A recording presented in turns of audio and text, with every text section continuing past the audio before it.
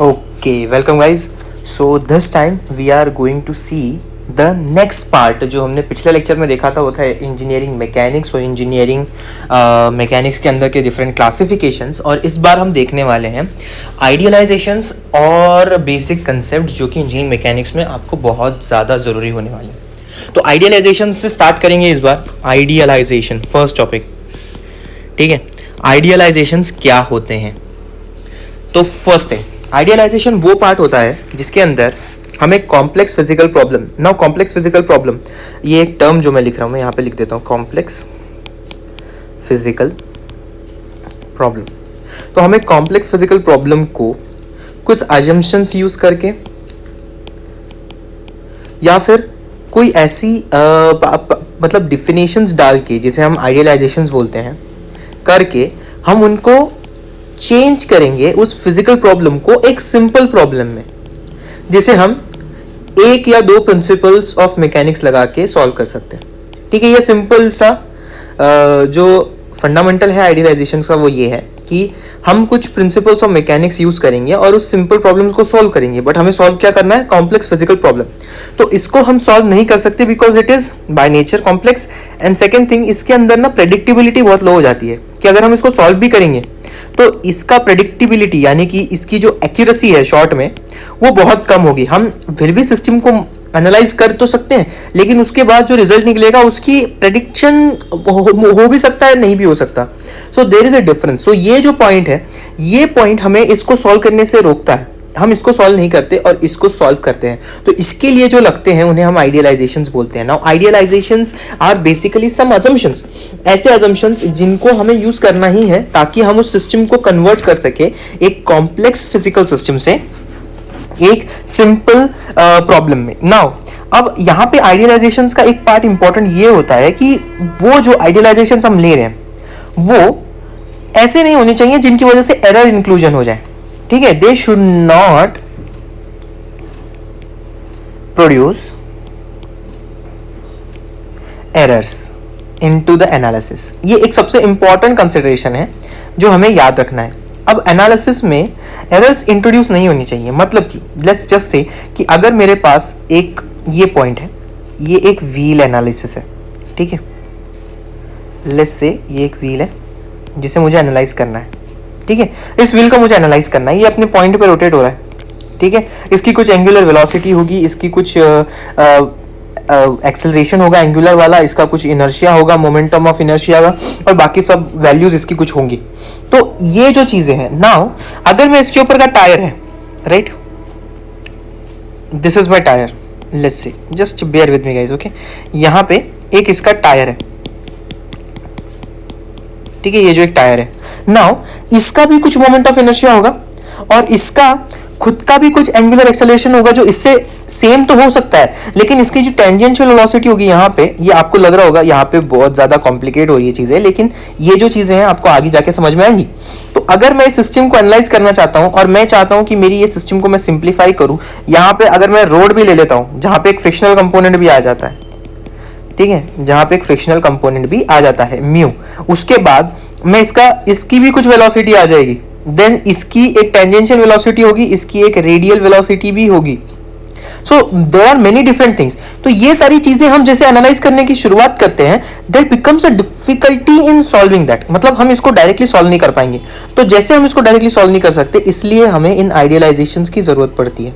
अब देखो यहाँ पे आइडियलाइजेशन कैसे काम आएगा। समझ लो ये जो टायर है, अब आप सबको पता है कि अगर वेट ज्यादा होगा तो टायर थोड़ा सा यहाँ पे चपटा हो जाएगा, इतना नहीं होगा जितना मैं दिखा रहा हूं, लेकिन चपटा इन द सेंस होगा ही, ठीक है, ये ऐसा होगा। तो अगर प्रेशर नहीं है व्हील में, इतना प्रेशर नहीं है व्हील में जितना होना चाहिए, ठीक है, तो ये टायर जो है ये थोड़ा सा यहाँ पे दबेगा, बराबर। तो ये दबना है, अगर हम इसको ये जो दब रहा है उसकी वजह से फ्रिक्शन में वेरिएशंस आएंगे, ये फ्रिक्शनल कंडीशंस चेंज हो जाएंगी, यहाँ पे ड्रैग ज्यादा लगेगा।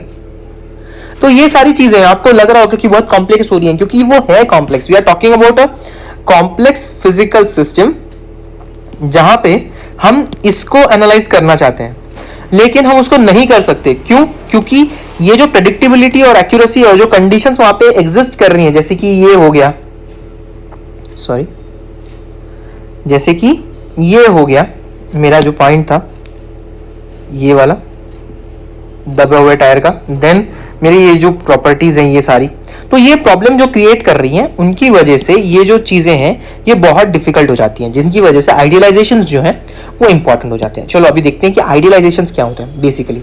इसको मैं मिटा रहा हूँ, जिसको स्क्रीनशॉट लेना था ले लो एक बार, 1 मिनट रुकते हैं जरा, ठीक है, हो गया हो। Now let's talk about which different kinds of idealizations are there. अभी देखो, अभी मैं आइडियलाइजेशंस तो मैंने समझा दिया कि आइडियलाइजेशंस क्या करेगा। सबसे पहला तो हमारा एफर्ट रिड्यूस हो जाएगा, रिड्यूसेस एफर्ट्स, ये पहला पॉइंट। सेकंड, आइडियलाइजेशंस क्या करेंगे, हमारे एनालिसिस के लिए उसे एमिनेबल बनाएंगे, कि मतलब हम उसको एनालिसिस कर तो पाए, फिजिबल तो हो, वो फिजिबल कर देंगे एनालिसिस को। इसकी स्पेलिंग गलत हुई, राइट, फिजिबल, ठीक है।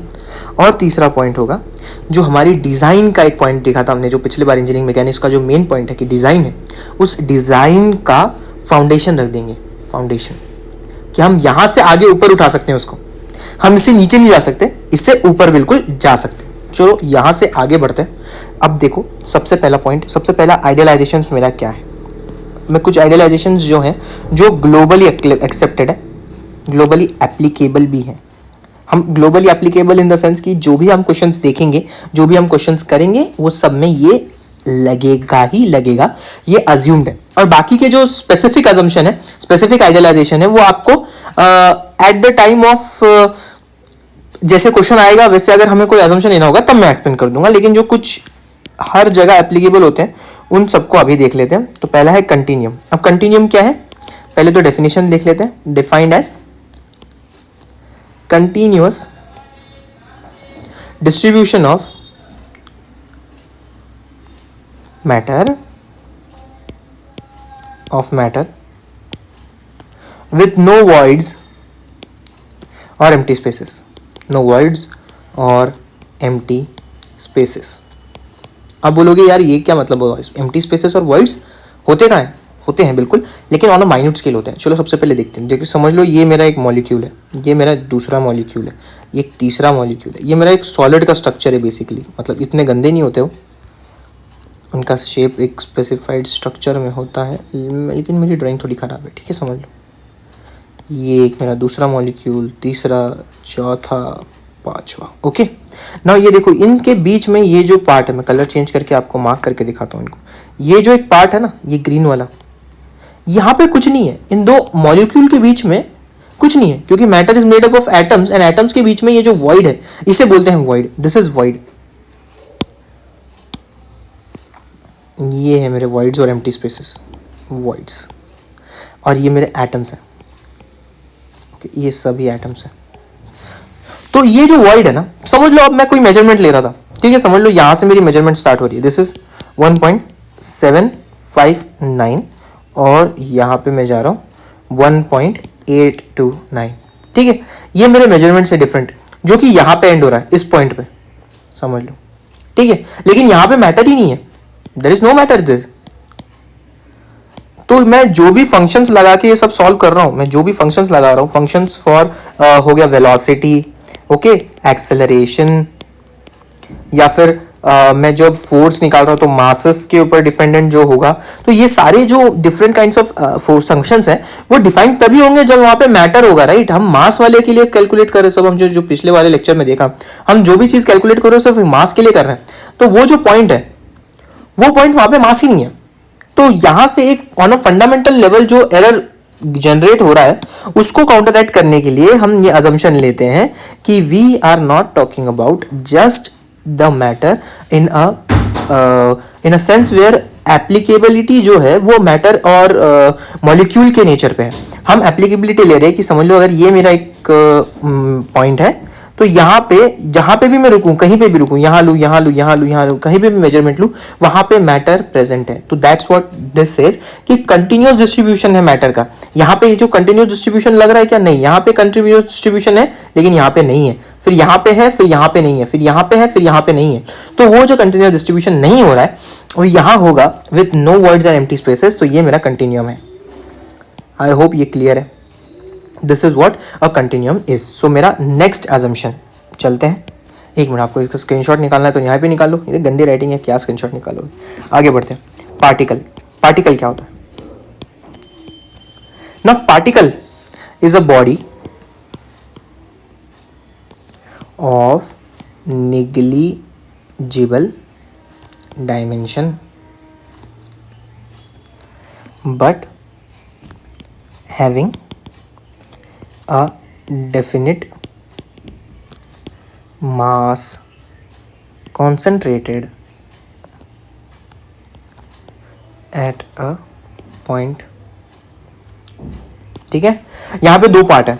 सबसे पहला पार्ट जो है मेरा वो है नेग्लिजिबल डायमेंशन और दूसरा पार्ट है definite mass concentrated at a point. ना, ये तो मतलब बेसिकली मैंने पूरी डेफिनेशन ही ग्रीन कर दी, लेकिन ये इंपॉर्टेंट पॉइंट है. इसलिए सबसे पहले हम स्टडी करते हैं.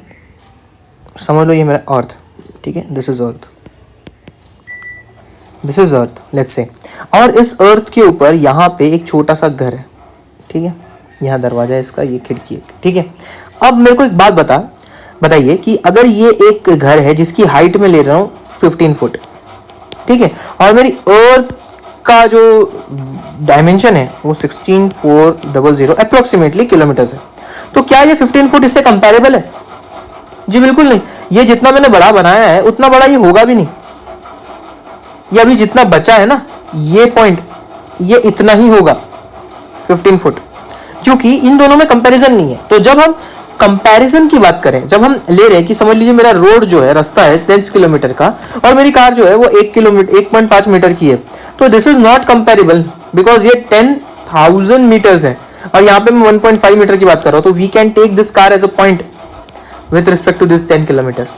तो ये जो है ये निग्लिजिबल है, ये निग्लिजिबल है, ये है नहीं, ऐसा नहीं है, ये निग्लिजिबल है. हम इसको नेग्लेक्ट करके भी आंसर्स वैलिड ला सकते हैं, वैलिड आंसर्स ला सकते हैं. एक्यूरेसी हमारी अफेक्ट होगी लेकिन इतनी नहीं होगी जितनी अगर हम इसको लेके चलें.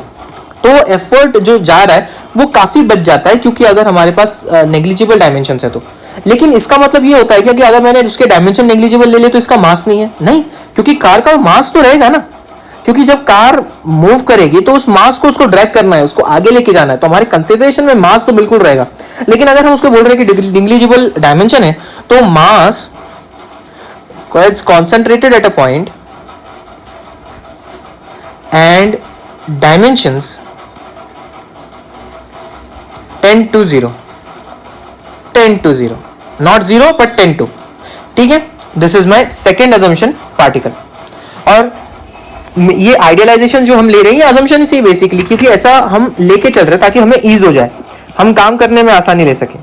अब तीसरा मेरा point, system of particles. System of particles. अब जब मैं सोलर सिस्टम, पहले इसकी डेफिनेशन लिख देते हैं. आइडियलाइजेशन ऑफ पॉइंट मासेस, ये वही है. हमने जो पॉइंट मासेस देखे पहले, पॉइंट ये जो देखा हमने पार्टिकल वाला, वो यही है, system of particles, idealisation of point masses. लेकिन कैसा, अब मैं दिखाता हूं एग्जांपल इसका. फर्स्ट लेट्स से कि मेरे पास ये बॉल है, मेटल का, मेटल बॉल, ओके. ये एक रोप है, ओके. एक मिनट, इसका स्ट्रक्चर मैं थोड़ा अलग बना देता हूँ, ऐसे नहीं बनाते इसको. ये एक मेरा हैंगिंग पॉइंट है, यहाँ पे एक मेटल बॉल है, मेटल पेंडुलम बोल सकते हैं इसको, ठीक है. और इसको नीचे लगा के मैंने और एक रोप पे एक दूसरा मेटल पेंडुलम लगा लिया, ठीक है. लेट्स से कि अब मैंने इसको थोड़ा सा पुश दिया, मैंने इसको भी थोड़ा सा पुश दिया, ये सिस्टम अभी मोशन में है. बट मेरे को एक बात बताइए कि अगर मैं इसको कंसिडर कर रहा हूं, मैं इसको कंसिडर कर रहा हूं, तो क्या अगर मैंने रोप को लिया है 1 फुट का और मेरे मेटल बॉल्स की डायमेंशन है 5 सेंटीमीटर अप्रोक्सीमेटली, अगेन 1 फुट की रोप है मेरी एंड 5 सेंटीमीटर का बॉल, देन इट डिपेंड्स. हम इसको निग्लिजिबल ले लें, हम इसको निग्लिजिबल ले लें, तो ये क्या बनेगा इन दी एंड. यहां पे मेरा पॉइंट मास है, पार्टिकल, अगेन यहां पे एक रोप है और यहां पे मेरा पॉइंट मास है. तो ये जो दो पार्टिकल्स है मेरे, ये एक दूसरे से लिंक्ड है, इन्हें हम सिस्टम ऑफ पार्टिकल्स में कंसिडर करेंगे। इसका और एक एग्जांपल हो सकता है हमारी सोलर सिस्टम। ये जो सन है और ये डिफरेंट प्लैनेट जो इसके आजू बाजू घूम रहे हैं, तो ये भी पार्टिकल्स है, क्योंकि इन दोनों के बीच का जो डिफरेंस है वो बहुत ज्यादा है इसके डायमेंशन से। तो this becomes a system of particles. I hope इसकी अंडरस्टैंडिंग आ रही है आपको। कोई डाउट हो तो प्लीज कमेंट में डाल दीजिए, I will revert back to you. Okay, and the last assumption, last idealisation we have is the rigid body. पहले डेफिनेशन देखेंगे, देन उसका कंसिडरेशन देखेंगे। A rigid body is an hypothetical consideration which implies that the distance between, ये पहले ही बोला था मैंने, b/w मतलब between है, any two arbitrary points is invariant or does not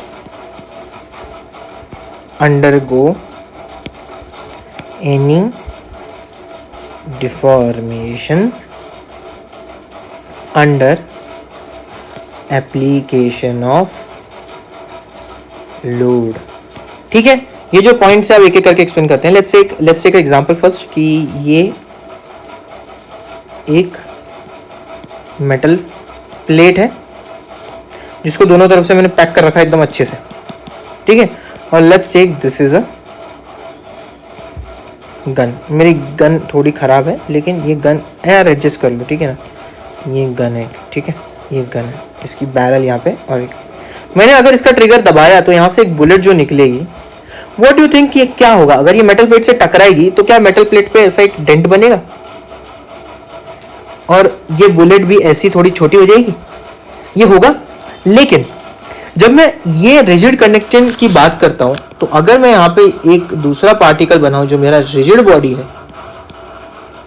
तो बुलेट तो पक्के से छोटी हो जाएगी, बुलेट मेरी बड़ी वाली छोटी हो जाएगी, लेकिन ये जो डेंट बनता है ना, ये नहीं बनेगा, ये डेंट बनेगा ही नहीं। After interaction that will still deform, bullet will still deform, but यहाँ पे कोई इम्पैक्ट साइट नहीं बनेगी, there will be no impact at all, कुछ नहीं होगा उस बॉडी पे। तो लेकिन ऐसा होता है कि असलियत में नहीं, हमको सबको पता है कि हर बॉडी डिफॉर्म होती है अगर हम एक सफिशिएंट फोर्स लगाए तो। वही चीज यहाँ पे एक्सप्लेन की गई है कि अगर हम मैकेनिक्स में डील करें किसी बॉडी को तो यहाँ पे डिफॉर्मेशन से डील करना कॉम्प्लिकेट कर सकता है चीजों को। ये जो डिफॉर्मेशन यहाँ पे हो रहा है उसी वजह से हम उसको हाइपोथेटिकली कंसिडर करते हैं कि वो बॉडी जो distance between any two arbitrary points on a body, ये बताऊंगा क्या है, लेकिन वो बॉडी कोई भी डिफॉर्मेशन अंडरगो नहीं करती है अंडर एप्लीकेशन ऑफ लोड। अब ये two arbitrary points on a body क्या है? Let's take this is my body, ठीक है। एक मिनट के लिए इसको मिटा देते हैं फर्स्ट, ये हो गया इसका काम, ठीक है। समझाना इंटेंशन था और शायद से आपको समझ में आ चुका है, ठीक है। तो ये मेरी जो बॉडी है, deformable body, this is not a deformable body, this is a rigid body. तो अभी रिजिड बॉडी का डेफिनेशन हमने क्या लिखा है कि there is distance between two any two arbitrary points is invariant. मतलब कि समझ ले मैं ये ले रहा हूँ P1, ये मेरा पॉइंट 1 है, और ये मैं ले रहा हूँ P2। अब मैं यहाँ से एक फोर्स अप्लाई कर रहा हूँ, यहाँ से भी एक फोर्स अप्लाई कर रहा हूँ, इक्वल अमाउंट ऑफ फोर्स। तो क्या होना चाहिए मोस्ट लाइकली केसेस में, इन दोनों के बीच का जो डिस्टेंस है ना, लेट्स टेक D, वो D1 हो जाएगा which will be less than D, छोटा हो जाएगा। ये बॉडी थोड़ी सी कॉन्ट्रैक्ट होगी in reality, but for a rigid body this contraction will not change and D will be a constant। ये मैं इस डेफिनेशन से बोल रहा हूँ। आई होप ये अंडरस्टैंडिंग क्लियर है, ठीक है। सो आई थिंक ये वीडियो में हम सिर्फ आइडियलाइजेशन देखेंगे। अगले वीडियो में हम देखेंगे बेसिक कंसेप्ट्स की, जो 4 कंसेप्ट्स हैं, space, time, mass and force, जो पूरे मैकेनिक्स को डिफाइन करती है। इसमें अगर कोई डाउट है तो प्लीज कमेंट सेक्शन में डाल दीजिए। Thank you very much. This is Cognitious Academy. अगर आपको ये वीडियो आज पसंद आई हो तो प्लीज लाइक, शेयर और सब्सक्राइब जरूर करें। Any questions I will be open to, please comment में डाल दें। I will get back to you as soon as I can. Thank you very much. This is Shubham Joshi.